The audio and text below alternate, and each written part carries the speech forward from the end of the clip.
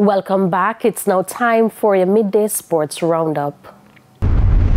Harbourview got their first win of the Jamaica Premier League season, beating hosts Montego Bay United 2-1 at the Mobay Sports Complex on Monday evening. It was Mobay United who opened the scoring in the 9th minute through Brian Brown. But Harbourview were back on level terms in minute 26 from the penalty spot through Okwasa Chung. Harbourview then snatched the victory in the 4th minute of stoppage time thanks to Omar Thompson. Harbourview ended the match with the 10 players, however, after picking up a red card in the 11th minute of second half stoppage time.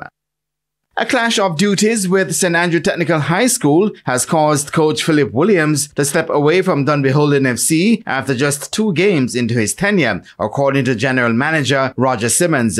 Williams resigned with immediate effect on Monday after his team's 1-0 defeat to Racing United on Sunday. Simmons says Williams' decision came as a surprise. It has come as a bit of a surprise, but he did, to be honest with us, did indicate just last week that he was having challenges at school, balancing his time based on changes at the school.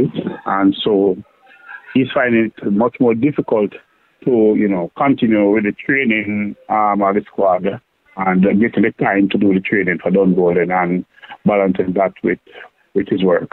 After the game last night, he sent us a message, and then this morning he sent us an official resignation.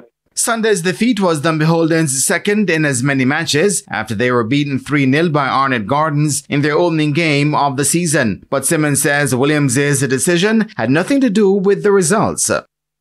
Jockey Kerry Gale Robinson has decided not to appeal his 25 race day ban handed down by the Jamaica Racing Commission stewards. He was slapped with the lengthy suspension as well as a $20,000 fine for not taking all reasonable and permissible measures aboard Happy Force in the 7th event on September 7 to ensure full opportunity to obtain the best possible placing. Happy Force, who went off as the 9-5 second choice, finished 3rd by a length and a quarter in the 5-furlong round contest. The event went to the 21-1 outsider Chief Dissident ahead of the 24-1 chance Chinita Estrella. Robinson had a 48-hour window within which he could have lodged an appeal. His suspension took effect this past Saturday. He's eligible to return to the saddle on January 25, 2025.